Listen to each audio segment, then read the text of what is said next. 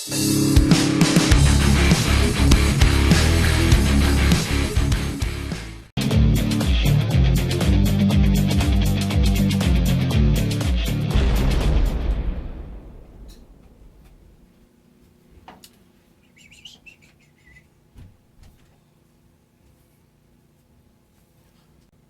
what's going on, everyone? Just going to start working on the Squier bass, and first off I'm going to do is a fret polishing.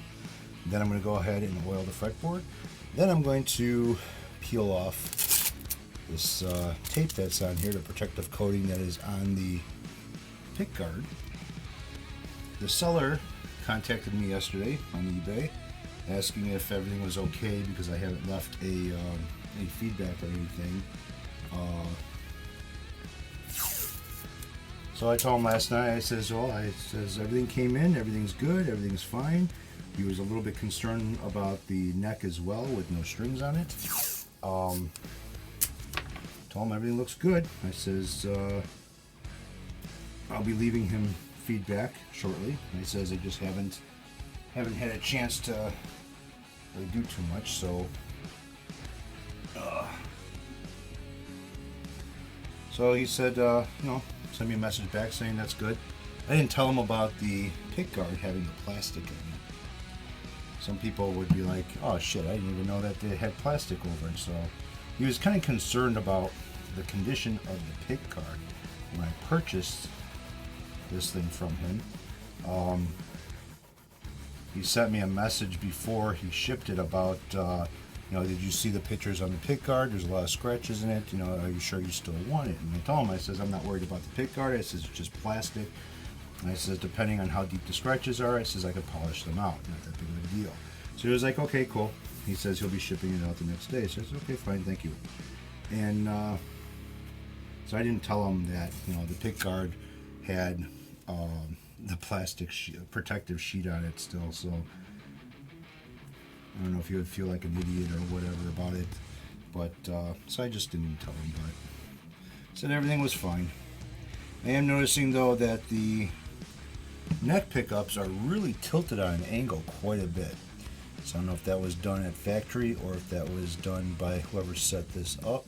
And I am noticing that the saddles on here are pretty much flat, being even, not tilted. And besides the low E string, the low E string is kind of sitting on an angle. So once I get this fretboard straightened up or cleaned up, and then put the strings on and check everything out on it, the neck, intonation, tune it up, and then check the intonation on there and stuff. Check the neck, make sure that there's not too much relief in it or enough relief in it, and then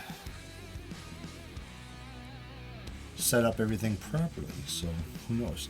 The nice thing I noticed with this too is these knobs. They're they're chrome plated knobs, probably a sleeve over plastic with a set screw. They're not pull off knobs like normally would see. So they are locked on, which is kind of cool. Now the reason why I am cleaning up the frets is because there's a little tarnish on them from the string. And you know how I am as far as making these polishing frets and making them look like chrome. So using number 1 rubbing compound, 3M. So this has a mild abrasive in it, not much, but it's still going to polish. I don't have to do anything with the body. The body looks like it's pretty much DNA clean. No fingerprints on it, no smudge marks, no nothing. Like I said, this thing was pretty much brand new. Now the last video I did of the unboxing, a couple of you guys were asking how much I paid for this thing, and I got 160 bucks into it. So the seller wanted $190 for this, and I said 160, and he said okay. So that was kind of the end price of this, and no questions asked. But I did it without doing the research on this. I mean, normally I would do the research as far as how much, you know, it's worth. Is it worth, you know, what he's asking? Look up a new and used price tag. So I don't think 160 was too bad. Considering, I guess this is like a $200 base. So we'll see how well a $200 base is.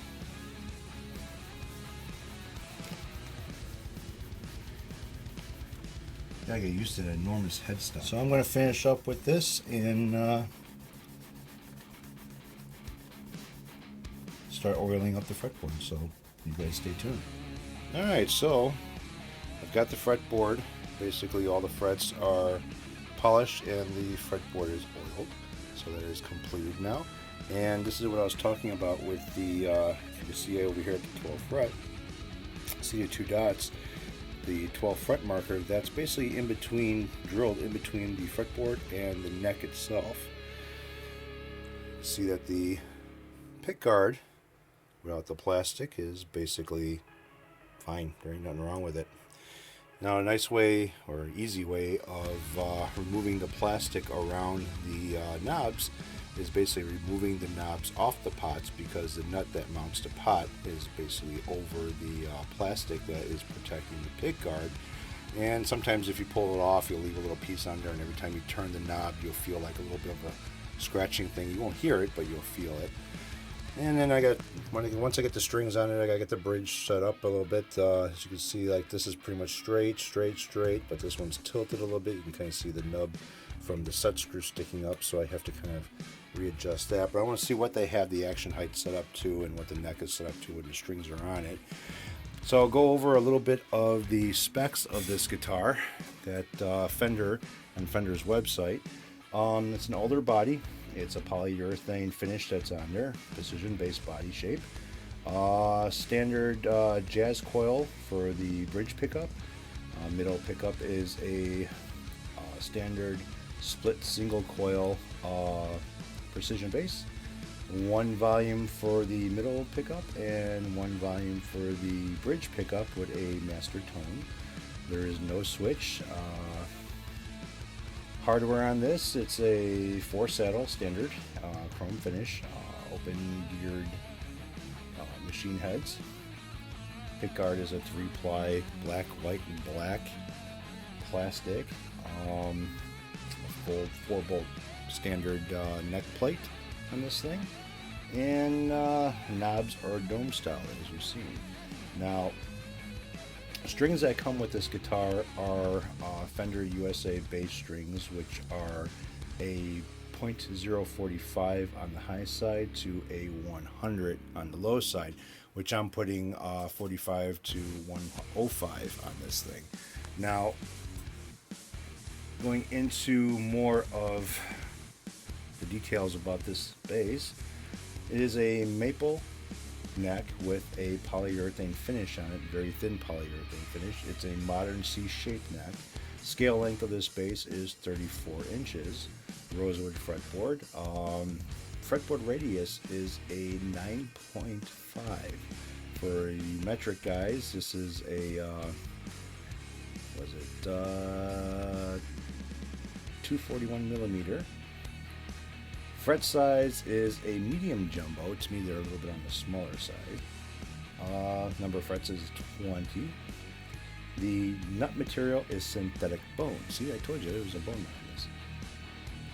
Pearloid dots, another plastic probably. Standard truss rod. Nut width is a 1.625, which in millimeters is a 41.3 millimeters. So that's basically the specs of this bass. So I'm going to start putting the strings on it. I want to wipe down the neck a little bit, letting the oil kind of set into the fretboard a little bit before I put the strings on. I'm going to wipe it down, then I'll get going with the rest of the setup on this thing.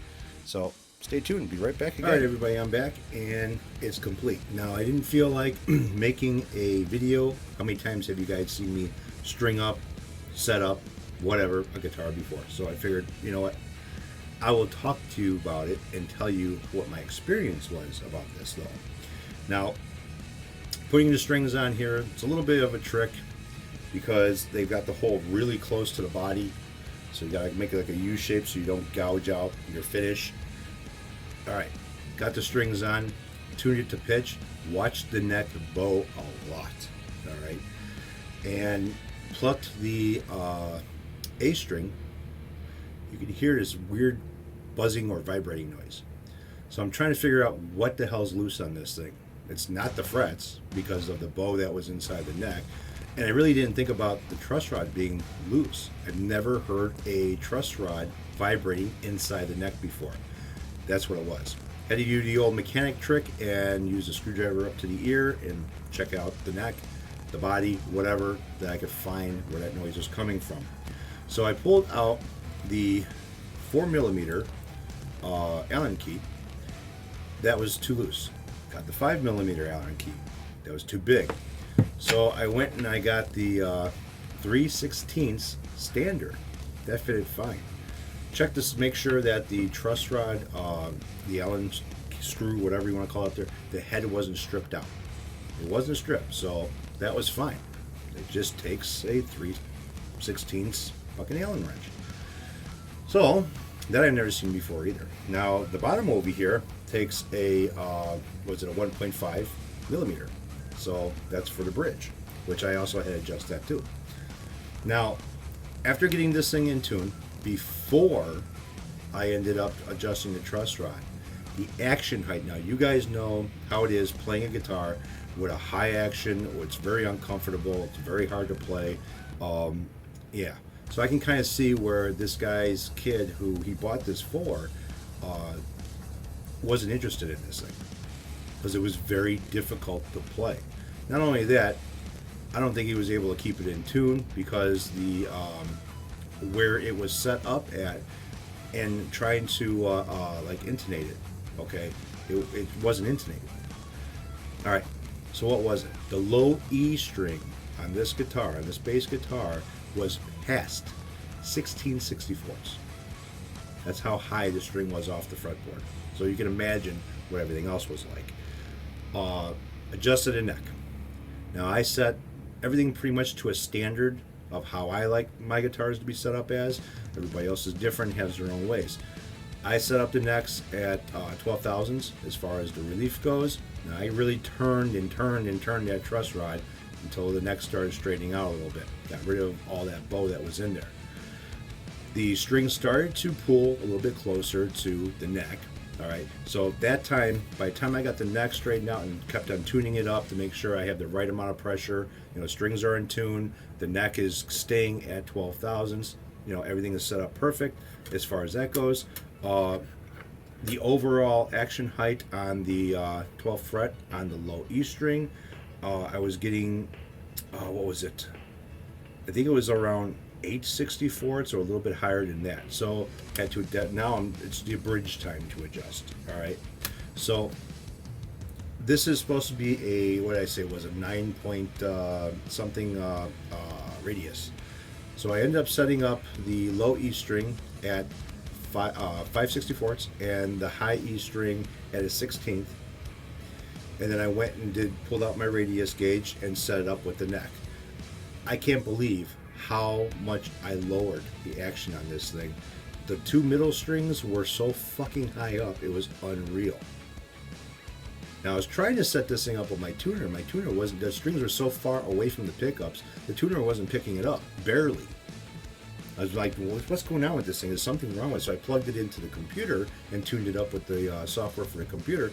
That was picking it up, switched it over to the program for my amplifier, the modeling software, and this thing was real quiet. The strings were so far away from the pickups. No wonder why this kid wasn't interested in this guitar. I mean, I should sit there and loosen the strings up on this thing and send it back to him and say, hey, I want a refund. I set up your guitar for your kid. Maybe he'll enjoy playing it now. So it's done. The neck was a little bit loose, so I had to tighten that up. I'm not sure if I mentioned that or not. Everything seems to be very good with it now. I still want to go over and maybe tweak the pickup height a little bit more. I cannot get used to these big ass fucking keys. I've tried using my, my regular crank on there, and it fits, but it jumps off of it.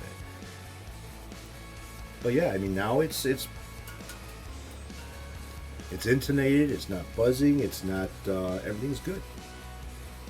So I gotta say, for Fender or, whoever, Squier or whatever, out of the box, if that's how this kid got this thing out of the box from them or wherever it was bought from, it was not properly set up, period, at all.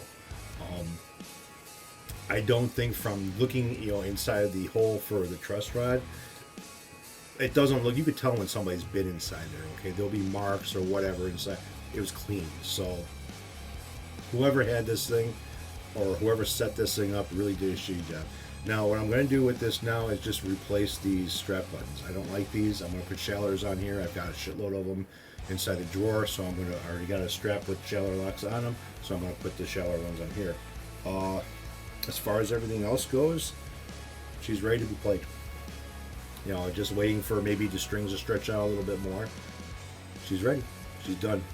All good. And nice thing about this too is it does say Squier and Fender on the back of the cover. So that's it. That's all she wrote. The neck's good. Pickups are okay. I'm used to active, something with an active system inside of it or the equalizer in it. So playing this thing and playing around with the Ibanez one, there's a difference in the sound. I can really hear. So I'm thinking in the future what I'm going to do is not go active with this, but maybe get, some new pickups for it. Maybe new pots for it. Ain't gonna hurt it. This thing's pretty much a solid bass guitar, so it's got the bones. Why not change out some parts on it? So that's all she wrote, folks. I'm gonna go have dinner. We're supposed to be getting a real bad storm over here, and it's already thundering. I'm expected to watch the power shut off today, at least, maybe, or maybe the cable and internet, more likely. So for the Squier P bass, precision bass, all right. When I did the setup on this thing, standard 12,000s for your neck relief at the 8th fret, all right. I have it set for standard E-tuning. As far as the action height goes, 5/64 on the low side, a 16th on the high side. Then you use your radius gauge to adjust the other two strings in the middle. And I kind of go by eye. I'm not really too sure as far as the measurements for the pickup height. I kind of go by eye and ear with that. Sometimes if you have them evenly, measured evenly, when you put your finger down on the last fret and you can see the distance between the string and the top of the pickup or the pole piece, I kind of go by eyeball and then adjust by ear after that, because I can hear if maybe one side is the bridge is louder than the next side is, then you compensate for that. But all in all, she's done. Maybe make another video playing it. Okay, guys. You guys take care. Have a good one. Thanks for watching this video. Sub, like if you want, to whatever you want to do. I don't care. It's up to you.